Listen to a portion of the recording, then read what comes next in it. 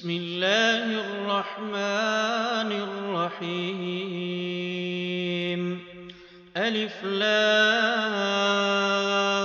را، تلك آيات الكتاب الحكيم. أكان للناس عجبا أن أوحينا إلى رجل منهم أن أنذر الناس وبشر الذين آمنوا أن لهم قدم صدق عند ربهم. قال الكافرون إن هذا لساحر مبين.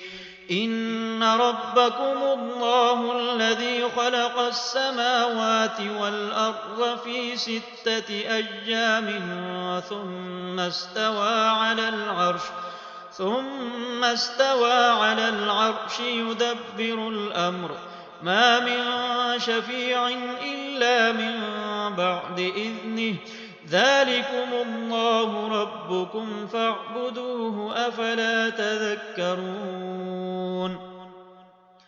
إليه مرجعكم جميعا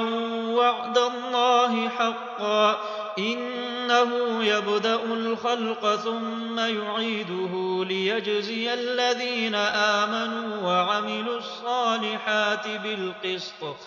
والذين كفروا لهم شراب من حميم وعذاب أليم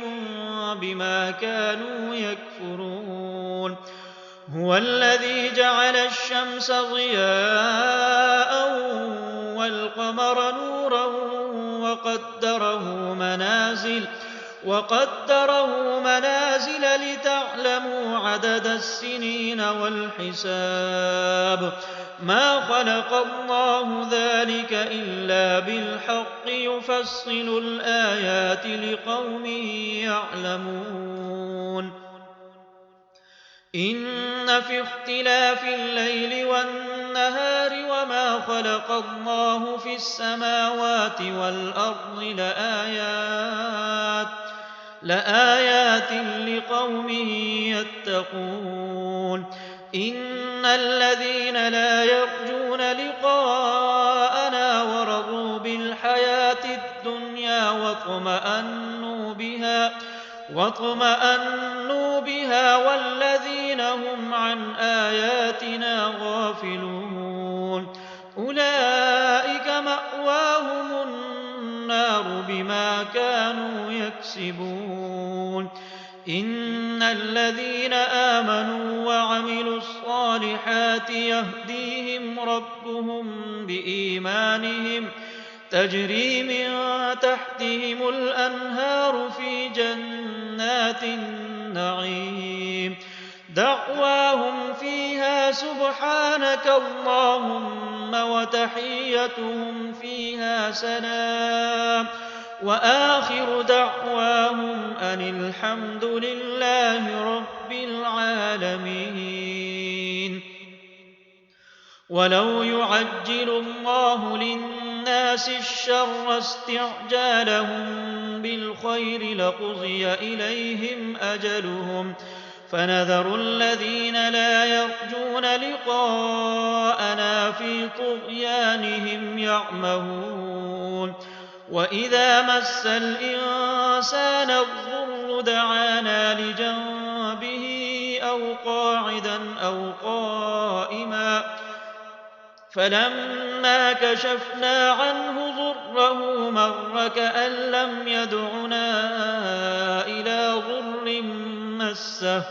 كذلك زين للمسرفين ما كانوا يعملون. ولقد أهلكنا القرون من قبلكم لما ظلموا وجاءتهم رسلهم بالبينات وما كانوا ليؤمنوا كذلك نجزي القوم المجرمين. ثم جعلناكم خلائف في الأرض من بعدهم لننظر كيف تعملون. وإذا تتلى عليهم آياتنا بينات قال الذين لا يرجون لقاءنا ائت بقرآن غير هذا أو بدله قل ما يكون لي أن أبدله من تلقاء نفسي إن أتبع إلا ما يوحى إلي إني أخاف إن عصيت ربي عذاب يوم عظيم قل لو شاء الله ما تلوته عليكم ولا أدراكم به فقد لبثت فيكم عمرا من قبله أفلا تعقلون فمن أظلم ممن افترى على الله كذبا أو كذب بآياته إنه لا يفلح المجرمون ويعبدون من دون الله ما لا يضرهم ولا ينفعهم ويقولون هؤلاء شفعاؤنا عند الله قل أتنبئون الله بما لا يعلم في السماوات ولا في الأرض سبحانه وتعالى عما يشركون وما كان الناس إلا أمة واحدة فاختلفوا ولولا كلمة سبقت من ربك لقضي بينهم فيما فيه يختلفون ويقولون لولا أنزل عليه آية من ربه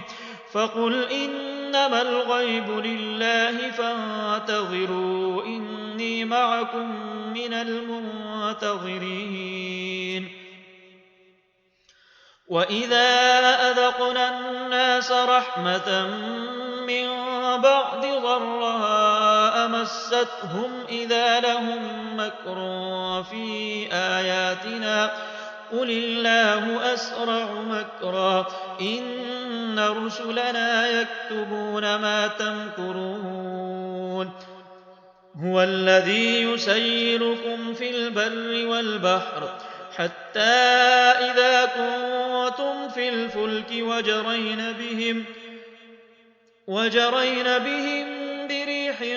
طيبة وفرحوا بها جاءتها ريح عاصف وجاءهم الموج من كل مكان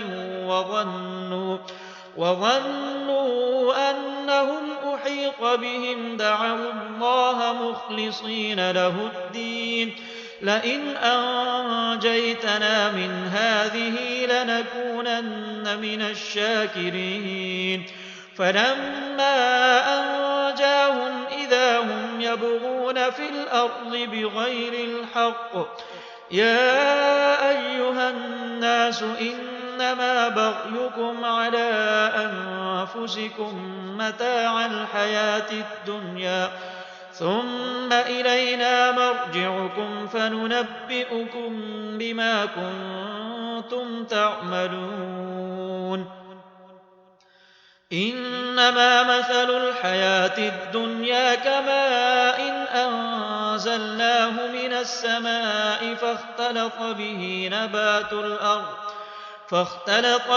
نبات الأرض مما يأكل الناس والأنعام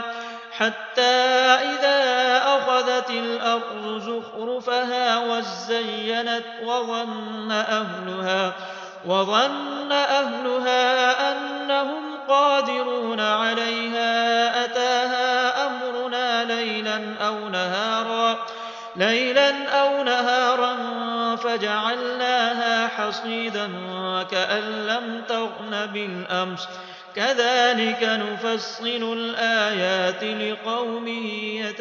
يتفكرون والله يدعو إلى دار السلام ويهدي من يشاء إلى صراط مستقيم للذين أحسنوا الحسنى وزيادة ولا يرهق وجوههم قتر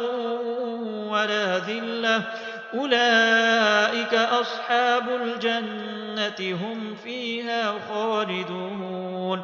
والذين كسبوا السيئات جزاء سيئة بمثلها وترهقهم ذلة ما لهم من الله من عاصم كأنما أغشيت وجوههم قطعا من الليل مظلما أولئك أصحاب النار هم فيها خالدون ويوم نحشرهم جميعا ثم نقول للذين أشركوا مكانكم أنتم وشركاؤكم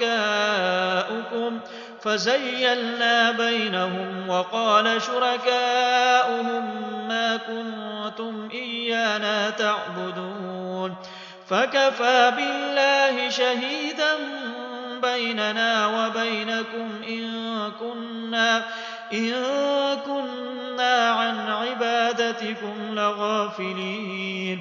هنالك تبلو كل نفس ما أسلفت وردوا إلى الله مولاهم الحق وضل عنهم ما كانوا يفترون قل من يرزقكم من السماء والأرض أم من يملك السمع والأبصار ومن يخرج الحي من الميت ويخرج الميت من الحي ومن يدبر الأمر فسيقولون الله فقل أفلا تتقون فذلكم الله ربكم الحق فماذا بعد الحق إلا الضلال فأنى تصرفون كذلك حقت كلمة ربك على الذين فسقوا أنهم لا يؤمنون قل هل من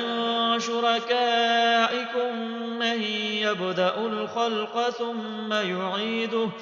قل الله يبدأ الخلق ثم يعيده فأنى تؤفكون قل هل من شركائكم من يهدي إلى الحق قل الله يهدي للحق أفمن يهدي إلى الحق أحق أن يتبع أم من لا يهدي إلا أن يهدى فما لكم كيف تحكمون وما يتبع أكثرهم إلا ظنا إن الظن لا يغني من الحق شيئا إن الله عليم بما يفعلون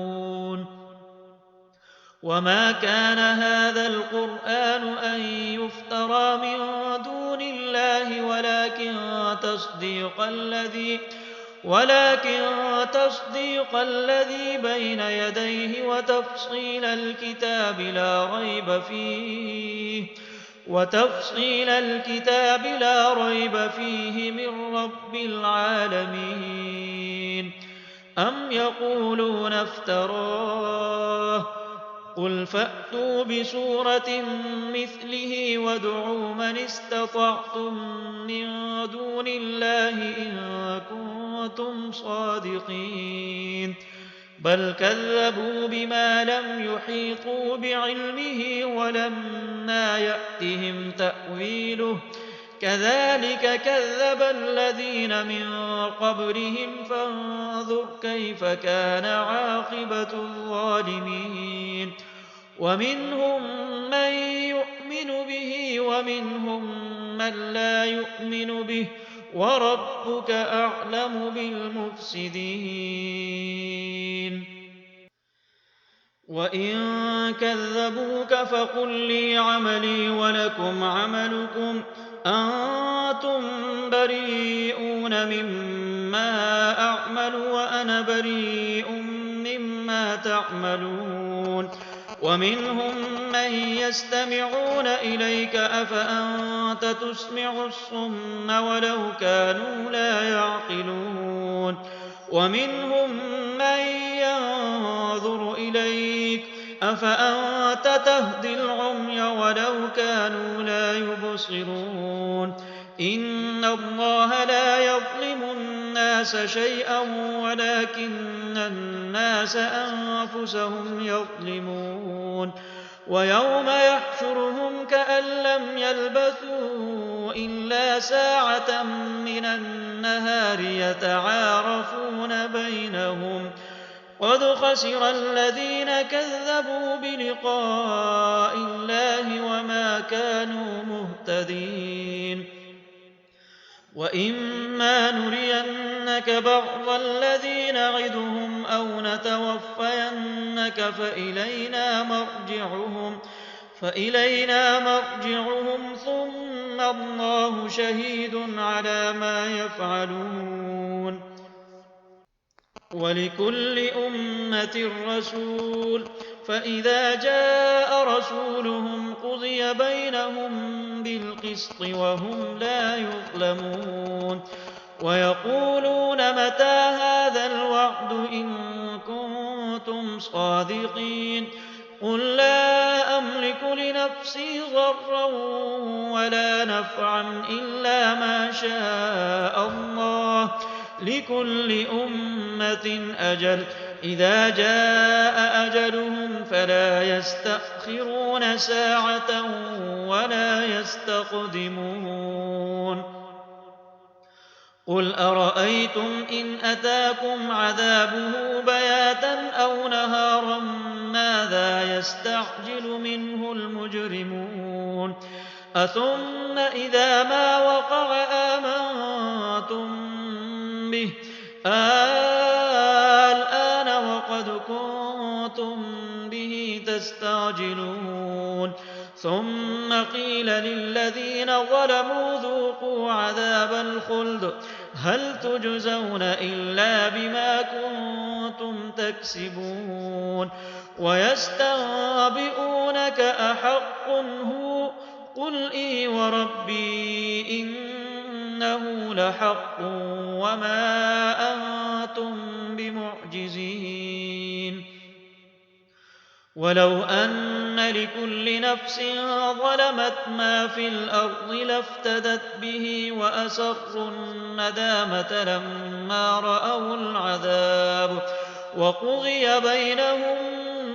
بالقسط وهم لا يظلمون ألا إن لله ما في السماوات والأرض ألا إن وعد الله حق ولكن أكثرهم لا يعلمون هو يحيي ويميت وإليه ترجعون يا أيها الناس قد جاءتكم موعظة من ربكم وشفاء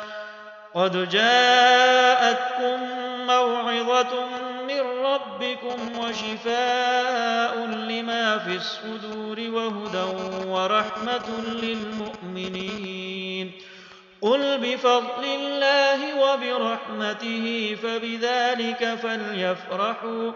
هو خير مما يجمعون قل أرأيتم ما أنزل الله لكم من رزق فجعلتم منه حراما وحلالا قل الله أذن لكم أم على الله تفترون وما ظن الذين يفترون على الله الكذب يوم القيامة إن الله لذو فضل على الناس ولكن أكثرهم لا يشكرون وما تكون في شأن وما تتلو منه من قرآن ولا تعملون من عمل إلا كنا عليكم شهودا إذ تفيضون فيه وما يعزب عن ربك من مثقال ذرة في الأرض ولا في السماء ولا أصغر من ذلك ولا أكبر إلا في كتاب مبين ألا إن أولياء الله لا خوف عليهم ولا هم يحزنون الذين آمنوا وكانوا يتقون لهم البشرى في الحياة الدنيا وفي الآخرة لا تبديل لكلمات الله ذلك هو الفوز العظيم ولا يحزنك قولهم إن العزة لله جميعا هو السميع العليم ألا إن لله من في السماوات ومن في الأرض وما يتبع الذين يدعون من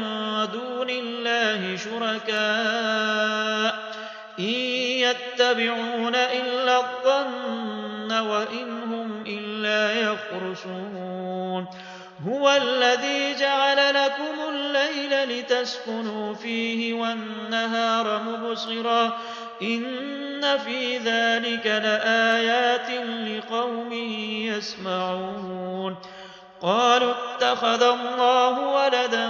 سبحانه هو الغني له ما في السماوات وما في الأرض إن عندكم من سلطان بهذا أتقولون على الله ما لا تعلمون قل إن الذين يفترون على الله الكذب لا يفلحون متاع في الدنيا ثم إلينا مرجعهم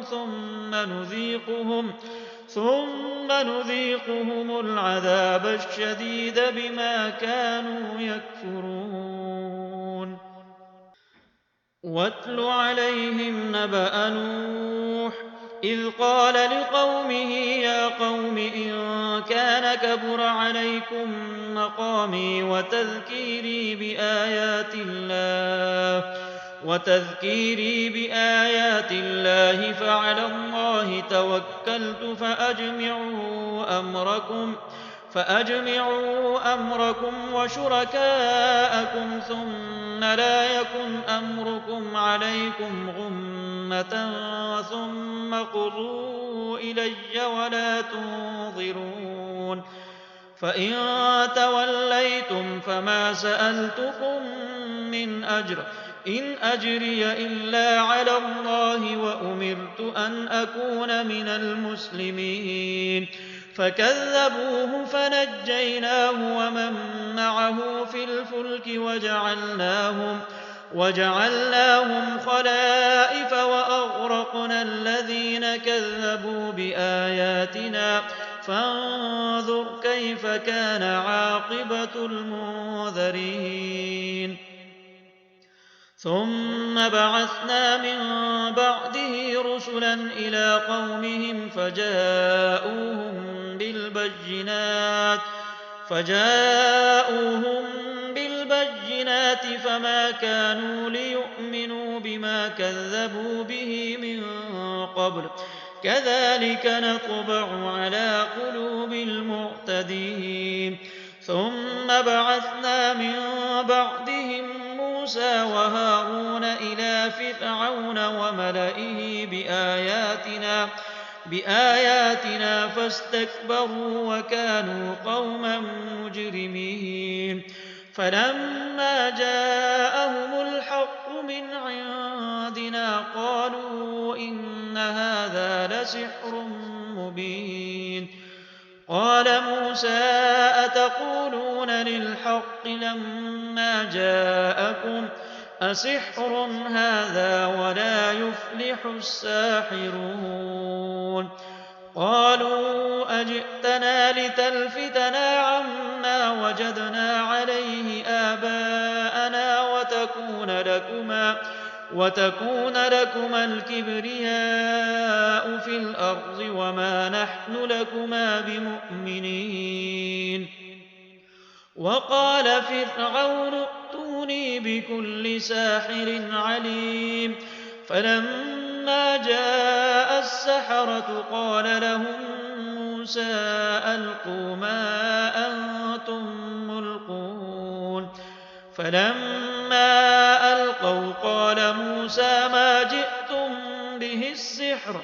إن الله سيبطله إن الله لا يصلح عمل المفسدين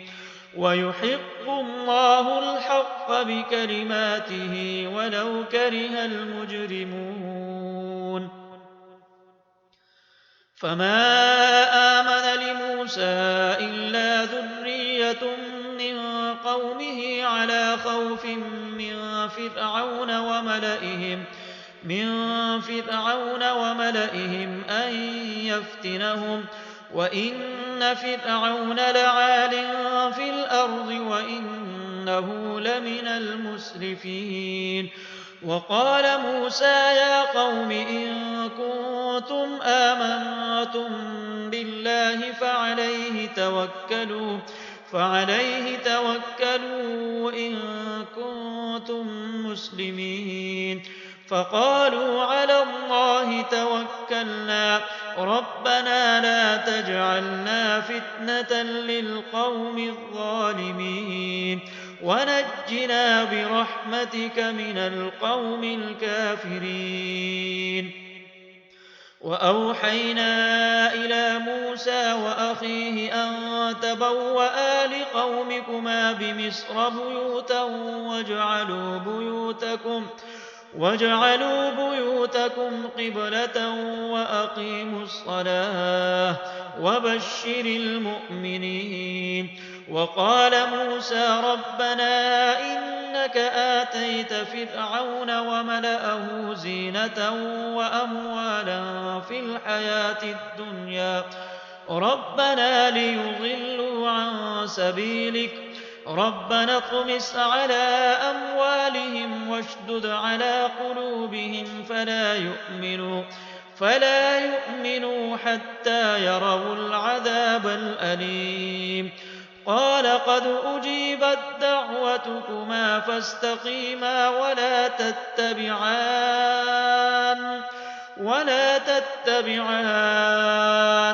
سبيل الذين لا يعلمون وجاوزنا ببني إسرائيل البحر فأتبعهم فرعون وجنوده بغيا وعدوا حتى إذا أدركه الغرق قال آمنت أنه لا إله إلا الذي آمنت به بنو إسرائيل وأنا من المسلمين الآن وقد عصيت قبل وكنت من المفسدين فاليوم ننجيك ببدنك لتكون لمن خلفك آية وإن كثيرا من الناس عن آياتنا لغافلون ولقد بوأنا بني إسرائيل مبوأ صدق ورزقناهم من الطيبات فما اختلفوا حتى جاءهم العلم إن ربك يقضي بينهم يوم القيامة فيما كانوا فيه يختلفون فإن كنت في شك مما أنزلنا إليك فاسأل فاسأل الذين يقرؤون الكتاب من قبلك لقد جاءك الحق من ربك فلا تكونن من الممترين ولا تكونن من الذين كذبوا بآيات الله فتكون من الخاسرين إن الذين حقت عليهم كلمة ربك لا يؤمنون ولو جاءتهم كل آية حتى يروا العذاب الأليم فلولا كانت قرية آمنت فنفعها إيمانها إلا قوم يونس لما آمنوا كشفنا عنهم عذاب الخزي في الحياة الدنيا ومتعناهم إلى حين ولو شاء ربك لآمن من في الأرض كلهم جميعا أفأنت تكره الناس حتى يكونوا مؤمنين وما كان لنفس أن تؤمن إلا بإذن الله ويجعل الرجس على الذين لا يعقلون قل انظروا ماذا في السماوات والأرض وما تغني الآيات والنذر عن قوم لا يؤمنون فهل ينتظرون إلا مثل أيام الذين خلوا من قبلهم قل فانتظروا إني معكم من المنتظرين ثم ننجي رسلنا والذين آمنوا كذلك حقا علينا ننجي المؤمنين قل يا أيها الناس إن كنتم في شك من ديني فلا أعبد الذين تعبدون من دون الله ولكن أعبد الله الذي يتوفاكم وأمرت أن أكون من المؤمنين وأن أقم وجهك للدين حنيفا ولا تكونن من المشركين ولا تدع من دون الله ما لا ينفعك ولا يضرك فإن فعلت فإنك إذا من الظالمين وإن يمسسك الله بضر فلا كاشف له إلا هو وإن يردك بخير فلا راد لفضله يصيب به من يشاء من عباده وهو الغفور الرحيم قل يا أيها الناس قد جاءكم الحق من ربكم فمن اهتدى فإنما يهتدي لنفسه ومن ضل فإنما يضل عليها وما أنا عليكم بوكيل واتبع ما يوحى إليك واصبر حتى يحكم الله وهو خير الحاكمين